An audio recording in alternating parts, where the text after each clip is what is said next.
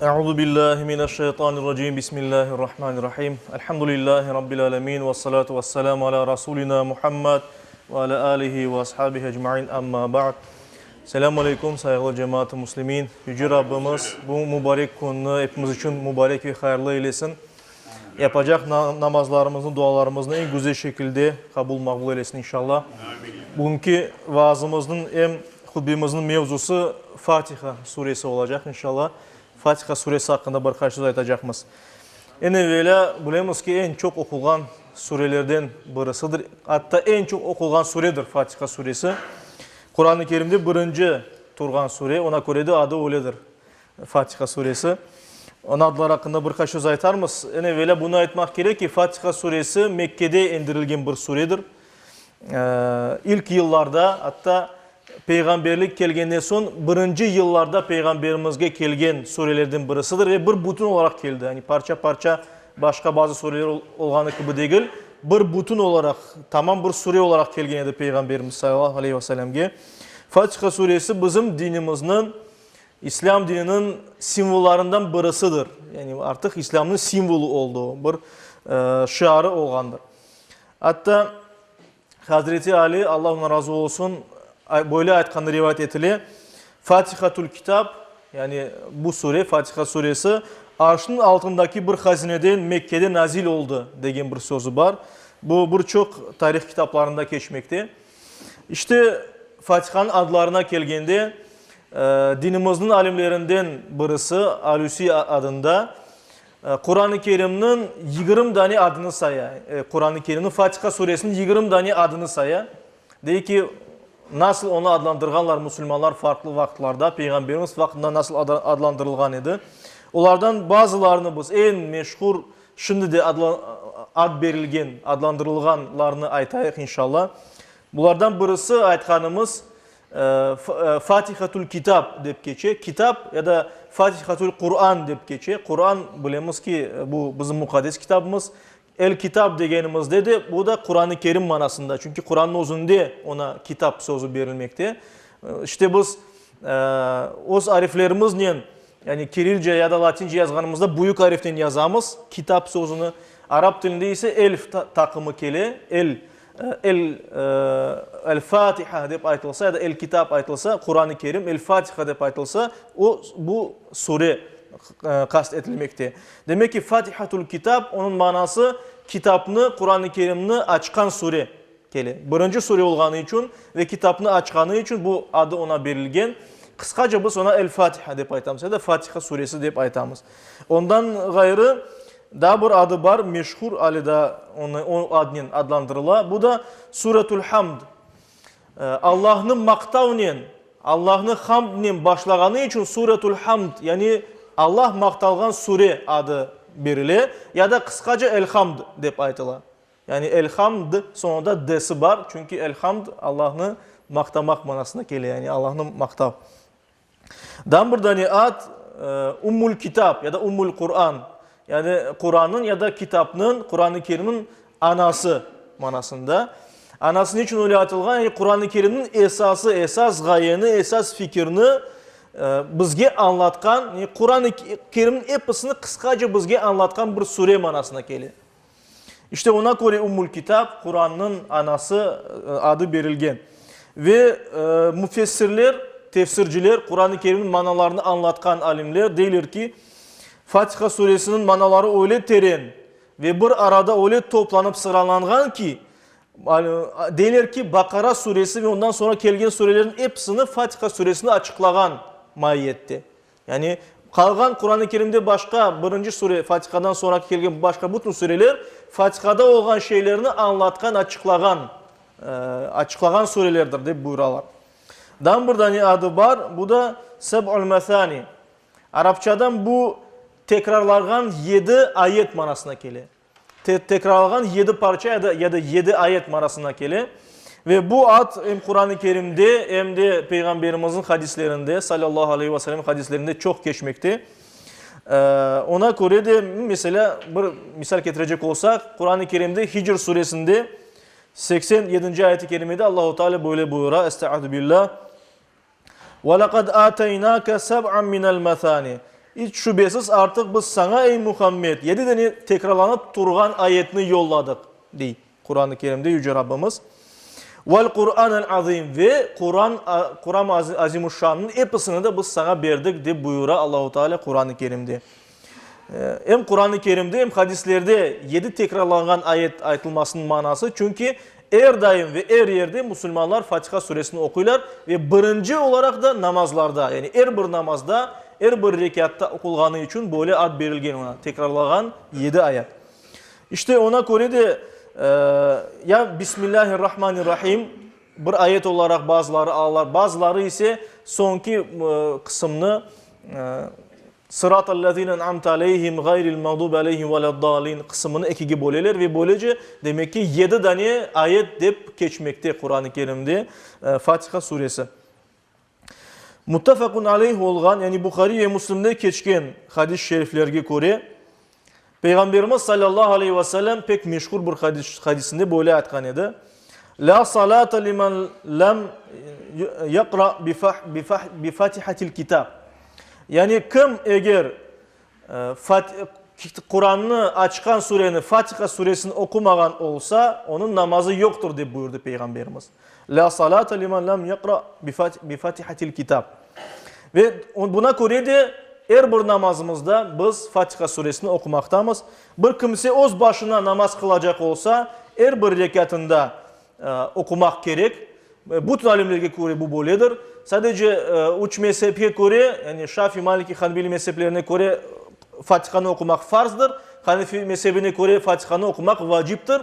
Ama hepsi beraber mutlak gerek manasını taşıyırlar. Yani mutlak Fatiha suresi okulmak gerek. Eğer bir kimse öz başına değil de imamla beraber namaz kılsa, yani cemaatle namaz kılsalar, o vakit bunda biraz farklı görüşler var. Hanefi mezhebine göre imam eğer Fatiha suresini okusa o yete cemaatin okuması gerekmiyor. Mesela Maliki Hanbeli mezheplerine göre eğer imam açıktan okusa o zaman cemaat okumaylar. Ama imam içinden okusa cemaat da içinden okuyor. Şafii mezhebine göre de imam açık ya da içinden okusa da cemaat da okumak gerek. Ama aytkanımız gibi Hanefi mezhebine göre imamın okuması yeterlidir. Cemaat ozu farzga imamla beraber turganda Fatiha suresini okumay. İşte Fatiha suresinin manaları pek büyüktür biz ayttık. Geliniz onun birkaç sözünün manalarını ifade edeyik, anlatayık. En evvela Bismillahirrahmanirrahim sözlerinden başlay. Rahman ve Rahim olgan Allah'ın adının. Ondan sonra kelgen ayet-i kerimeler öyle sıralanlar ki mükemmel şekilde her bir müminin, her bir Müslüman için Allah ile münasebetinin sanki formulası böyle çıkıp geliyor. Yani bir Müslüman, bir mümin Allah'a nispeten onu nasıl alıp varmak gerek ve nasıl dua etmek gerek. Çünkü biz biliyoruz ki Elham yani Fatiha suresinin ikinci kısmı dua şeklinde gelmekte. İşte birinci Bismillahirrahmanirrahim sözünden sonra Elhamdülillahi Rabbil Alemin sözleri geliyor. Bu da alemlerinin Rabbi olan Allah'a hamd olsun, maktavlar olsun manasına geliyor. Ve alimler deyirler ki bu sözlerinin insan sanki tevhidini yani bir Allah'a inanganını bildiriyor. Sanki la ilahe illallah aytkandayn ola. Men ancak Allah'ını tanıganımını bildireyim o manada ayta. Alemlerin Rabbi olan Allah'a hamd olsun, maktav olsun degenimizde biz ancak bir Allah olganını tanıganımızını, ona inanganımızını gösteremiz. Devamında Er-Rahmanir-Rahim deyimiz. Yani Allah Rahmandır ve Rahim'dir. Allah'ın iki adını da anamız. Hem Rahman hem Rahim Arap dilinde merhamet etmek tamırından geliyor. Yani Allah merhamet etken, merhamet eticidir. Çok merhamet etken Rabbimiz manasına geliyor. Ama tefsirciler, alimlerimiz deyirler ki Rahman Allah-u Teala'nın bu dünyada rahmeti, merhameti tecelli etken bir ismidir. Yani Rahman bu dünyada herkeske merhamet etken manasına gelmekte. Yani her bir yaratıkka, sadece Müslümanlarga değil. Rahim sözünün Allah'ın adının manası ise o bu dünyada Müslümanlar için merhametli olgan, günahlarını bağışlagan manasına gelgeni hakkında alimlerimiz buyura. Devamındaki ayet-i kerimede Allah-u Teala böyle buyura. Maliki yevmiddin. Yani Allah hesap gününün sahibidir. Din sözümünde hesap manasına geliyor. Hesap bir kimsenin hakkının verilmesi manasına geliyor. Demek ki hesap günü bu kıyamet günüdür. Herkes Allah katında duracak, hesabını verecek ve o günün mutlak sahibi Allahu Teala'dır. Allah o günün sahibidir. O nasıl istese o öyle olacak. Bu dünyada insan Allah'ın bergin iradesinin yaxşı ya da yarama şeylerini saylap olaydı. Ama hesap gününde artık bir şey saylap olamayacak. Allah'tan gelgenini razı olacak, kabul edecek, başka çaresi de olmayacak. İşte bu kırışta olan ayeti kerimelerde birinci okuğanım ayette, Bismillah'dan son birinci ayette Allah'ın bir tek olğanı ve maktalar Allah'a olğanı bildirilmekte. İkinci ve üçüncü ayetlerde biz Allah'ın sonsuz merhametli olğanını bildiremiz ve Allah'ın ne kadar çok kudretli olğanı hakkında bildiremiz. Deyimiz ki hesap gününün sahibidir. Her şey onun kolunda manasında. Bunu itiraf etmemiz, yani biz bunu kabul etkenimizden son Müslüman olğanımızı, mümin olğanımızı bildiremiz bu sözlerini. Ve ondan sonra Rabbimiz böyle olğanını aytkandan son özümüz kim olğanımızı aytamız. Gelecek ayet-i kerimelerde, bu ayet-i kerimelerde de böyle buyurula. İyyâke na'budu ve iyyâke nesta'in.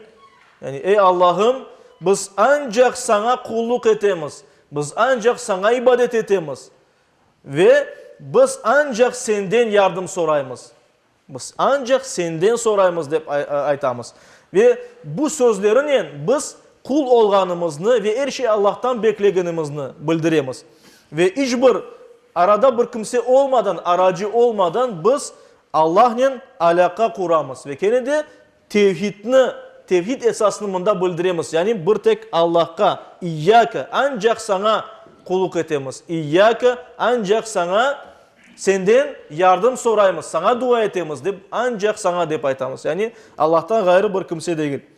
Ve bundan sonra yani Allah'ın büyüklüğünü gösterip, Allah'ın yerini gösterip, daha sonra özümüzün kim olğanımızı, Allah'ın kulları olğanımızı bildirip, Allah'tan yardım, yani her şeyini Allah'tan beklegenimizi bildirip son dua etemiz.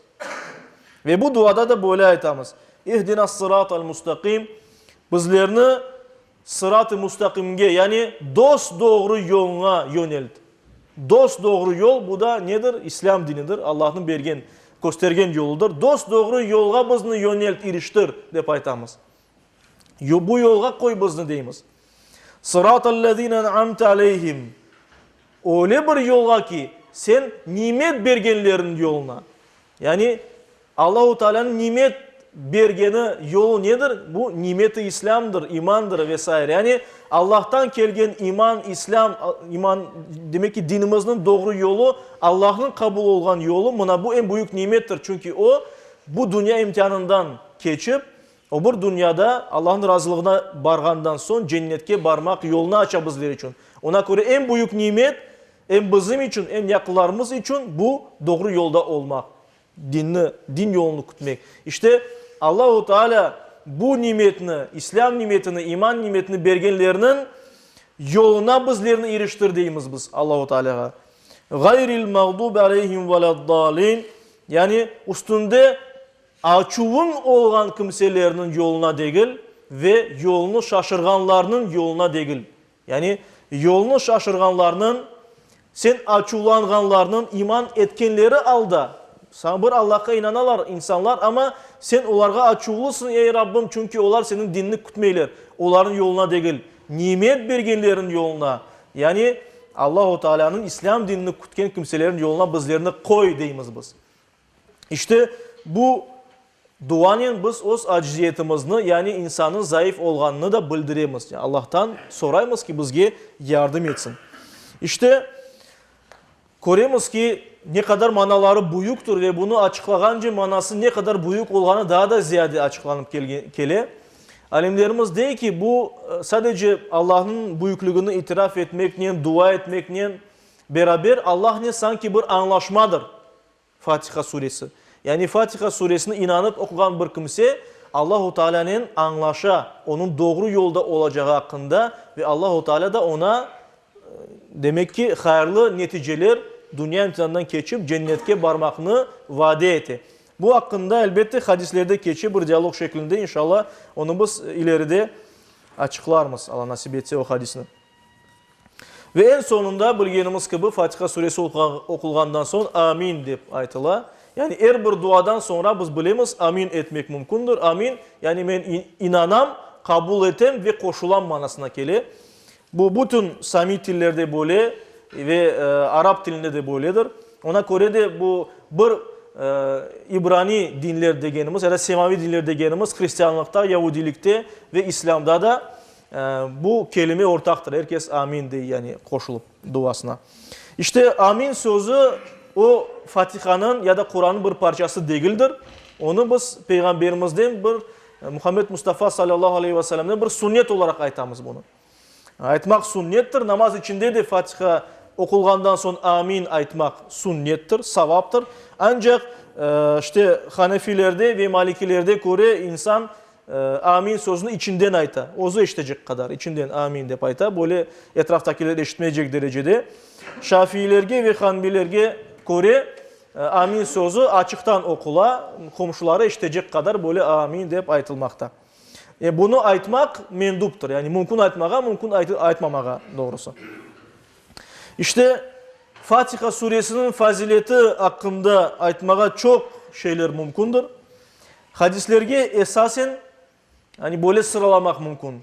Fatiha suresi Peygamberimizin hadislerine göre Kur'an'ın en büyük, en faziletli suresidir. Yani kolemi tarafından değil de balabanlığı yani sözlerin sayısı. Manası tarafından, değeri tarafından en büyük, en böyle değerli, aziz, faziletli, sahabı çok olan bir suredir. Fatiha suresi.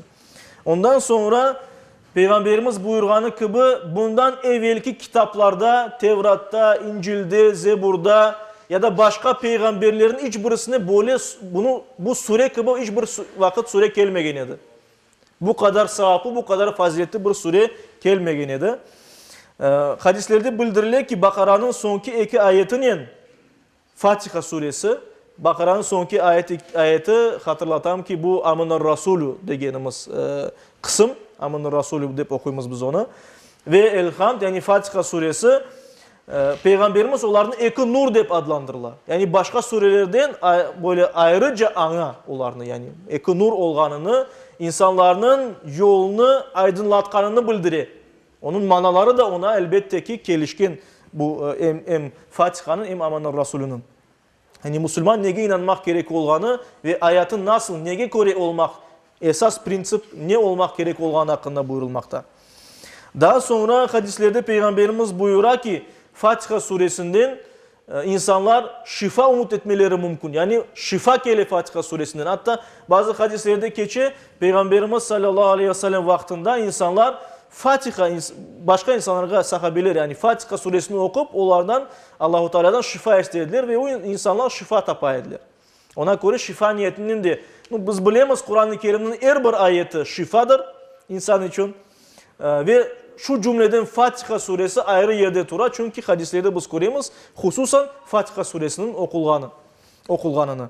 Ve bir de hadisler var ki Peygamberimiz sallallahu aleyhi ve sellem buyura duaların en büyüğü elhamdülillah ve zikirlerin en büyüğü la ilahe illallah deyip ayta. Yani demek ki Allah'ını anganımızda en büyük, en çok bizge sevap getirgen zikir Allah'ını anmak şekli la ilahe illallah, Allah'tan gayrı ilah, huda tanrı yok. Ve dualarının da en güzeli elhamdülillah ya da elhamdülillahi rabbil alemin ve Fatiha'sını hepsini okumağa demektir. Ona göre de biz deyimiz ki Fatiha suresi duaların en büyüğüdür. Ve buna göre Fatiha suresinin derecesi o kadar büyük olganına göre, sahabı o kadar çok olganına göre Müslüman ümmetinde her daim her bir vesileyle Fatiha'nı okumağa tırışılgan. Sahabını umut etip. Ona göre de bir merasimge, bir tedbirge başlaganda ya da mesela mezarlıkka barıp anda bir şey okuyacak olsa bir insan Fatiha suresini okur. El Fatiha der, okur. İnşallah Allahu Teala onun duasını kabul eder. Namazların sonunda mesela işte başka yerlerde halkımızda geçirilgen dua merasimlerinin başında sonunda Fatiha suresi okulmaktadır. Şimdi birkaç hadis-i şerif okumak isteyeyim de birkaç dakika var. Ezana inşallah. Ne kadar yetiştirsek bir hadis-i şerif okuyarak Allah-u Teala nasip etse. Birçok hadis kitaplarında geçken bir hadis-i şerifte, Bukhari'de, Ebu Davud'da, Nesai'de, İbn Mace'de geçken hadis-i şerifte buyururlar ki sahabelerden birisi anlata bunu Ebu Said el-Mualla adında, Allah onun razı olsun. Buyurlar ki kuntu usalli bil mescid. Men bir gün camide, mescitte namaz kılaydım dey. Feda'ani Resulullah sallallahu aleyhi ve sellem. Ve Allah'ın elçisi Peygamberimiz beni çağırdı dey yanına. Felem acibu, men ona cevap vermedim dey. Çünkü namaz kılaydı insan. Thumma ataytuhu fekultu ya Resulallah. Sonra men yanına vardım ve dedim ya Resulallah inni kuntu usalli, men namaz kılaydım. Eşittim sizin çağırganınızı ama namaz kılaydım dey. Peygamberimiz sallallahu aleyhi ve sellem böyle ayette. Elem akul Allahu Teala aytmadı mı dey. Ve daha sonra ayetini okudu. Ya eyyühellezine amanu, ey iman etken kimseler, istecibu lillahi ve lirrasul. İzâ da'akum, sizin çağırganınızda Allah'a ve peygamberine mutlak cevap veriniz dey. Böyle ayet var Kur'an-ı Kerim'de, Peygamberimiz onu okudu. Yani namazda olsa böyle insan Peygamberimizge demek ki yanına çağırganda barmak gerek. Yani çünkü ayet-i kerime bunu emretken ayet var. ثُمَّ لَاُعَلِّمَنَّكَ سُورَةً هِيَ اَعْظَمُ سُورَةٍ فِي الْقُرْآنِ. Daha sonra ben sana bir sure öğreteceğim. O Kur'an-ı Kerim'deki surelerin en büyüğüdür deyip Peygamberimiz sallallahu aleyhi ve sellem. Ve devamında koşa قَبْلَ اَنْ تَخْرُجَ مِنَ الْمَسْجِدِ. Mesciden, camiden çıkmadan evvel bunu sana aytarım deyip. فَأَخَذَ بِيَدَيْهِ, beni kolumdan aldı. Demek ki anda onlar işlerine devam etkenler. فَلَمَّا أَرَدْنَا أَنْ نَخْرُجْ, ve biz camiden çıkmağa istegenimizde dey sahabe Ebu Said. Kultu ya Resulallah, ey Allah'ın peygamberi dedim. İnneke kulte, sen aytkan adım le'uallimenneke a'zama suratin fil Kur'an. Sana en büyük, Kur'an'daki en büyük sureni öğreteceğim. Ne olganını aytacağım, öğreteceğim degen edin. Ve Peygamberimiz sallallahu aleyhi ve sellem ayttı. Elhamdülillahi Rabbil alemin. Bu Elhamdülillahi Rabbil alemin, Allah alemlerin Rabbi olan Allah'a hamd olsun sözünü başlayan suredir. Yani Fatiha suresidir dedi. Ve devamında buyurdu. Hiye es-seb'ul methani, 7 kere tekrar okulgan ayetlerdir bunlar. Var Kur'an-ı Azim, Kur'an-ı Kerim'in, büyük Kur'an-ı Azim'in bir parçasıdır deyip buyurdu. Ve böylece bu surenin Kur'an'daki surelerin en büyüğü olganını bildirdi. İşte Yüce Rabbimiz her birimizge Fatiha suresinin manalarından hikmetler çıkarmağa, her vakit Fatiha'nı okumağa, her bir vesilenin ve Allah'ın doğru yolunda olmağa nasip eylesin ve bu duamızı bizden kabul eylesin. Amin.